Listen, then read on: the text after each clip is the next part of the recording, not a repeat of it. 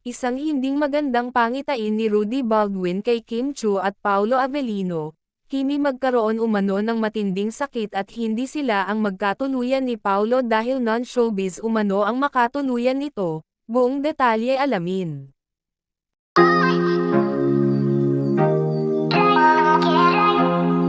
Sinabi ni Rudy Baldwin, na hindi pa siya nagkakamali sa kanyang pangitain, dahil nagkatotoo umano ito, tulad na lang noong maaksidente si Kim Chiu, nang pagbabarilin ang van nitong sinasakyan, nang ito ay makita niya sa kanyang vision at ilang araw lamang daw nang ito ay magkatotoo.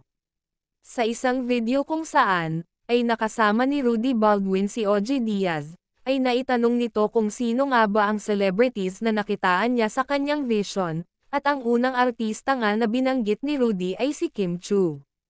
Sabi ni Rudy, na nakikita niya sa kanyang vision, na may posibilidad at talagang sinabi nito na ito ay mangyayari kay Kim Chiu, na ito ay malumpo na para bang isang sakit na lupus dahil umano sa sobrang stress, kung hindi daw mawawala ang stress ni Kim Chiu, dahil sa pinagdaanan nito ngayon, ay posibleng mangyari ito sa kanya.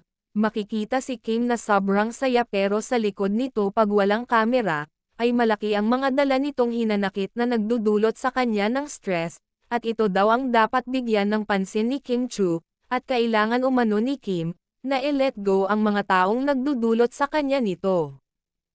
Miss Kim Chiu.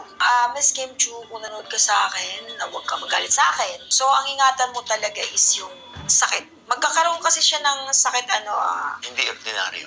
hindi siya ordinary. Normal lang naman mama na magkasakit tayo. Lahat naman tayo nagkakasakit no matter na kahit mag-iingat ka pa, kahit anong gawin mo. Yung sakit kasi ni Miss Kim Chiu, kung yung stress at nagbigay ng sakip sa dibdib mo, kung kaya mong i-let go, kung meron namang ibibigay sa si Lord ng ipapalit dun sa problem. Kasi, ang naging problema po sa kanya is para siyang, paano ko ba explain? Halimbawa, isa kang maneka, para kang dandahan kang naupos, yung para kang nalulumpo, dahil lang dun sa yung stress kasi sa kasama ng loob. Hindi ko sinasabing napanood mo na yan sa TV, kaya mo nasabi. Hindi. Kasi ito yung nakita ko sa vision ko. Magkakasakit ka na para kang nalulumpo, na para kang plastic na manika na pag sinalang sa apoy nila, dandahan kang nalulusaw, na hindi ka na pwede ibalik sa dati. So yun yung ingatan niya talaga. Kasi parang naglalap siya, yung makikita mo yun sa mga taong humingi ng tulong, na okay naman dati. Naging ganyan na lang sila, naging ganon. Anong pwede niyang gawin? Kung kaya niyang i-let go, basta okay lang naman yun mama na Katulad ko, nagtitiwala ako sa friends, kasi yung friends ko naman ang sumangsak sa akin patalikod. Kung kaya mo i-let go yung mga bagay na i-block mo na lang, huwag mo na hayaan mangyari ulit, tanggapin na lang talaga yung acceptance na forgive na lang. Para bawas stress. Bawas stress kasi.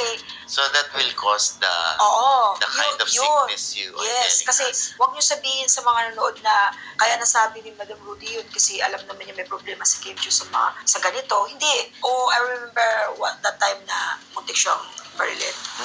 Sinabi ko talaga yon that time na, itong musika. Ayun sa sa van. Sabi ko si Kim Chiu, babarilin niya. Kaya, hindi naman siya mamamatay kasi parang lumalabas na parang ganun lang. Tapos after 2 weeks, 3 weeks nangyari.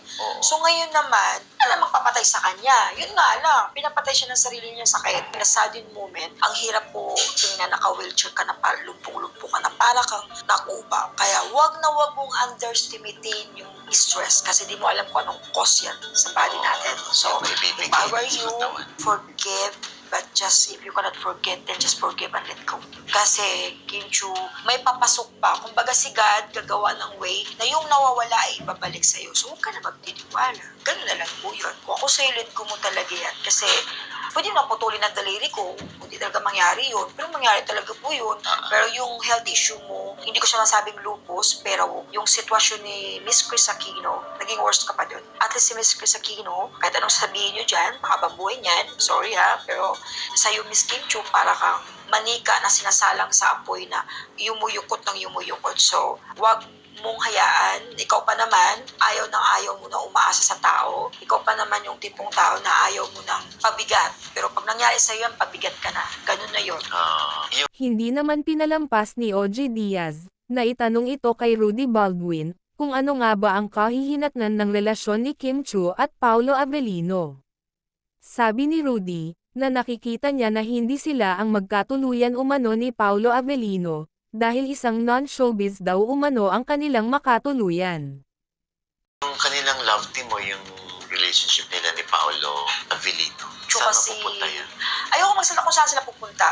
Pero, good side kasi sa kanila. Ayoko magsabi kung sino sa inyo Pero, non-showbiz kasi isa dun makatuluyan. So, non-showbiz person. So, Isa kay Kim at kay Paolo, ang non-showbiz ang makakatuluyan. Yes. Ayoko magsabi na ganun mangyari sa kanila. Pero, isa kanila showbiz yung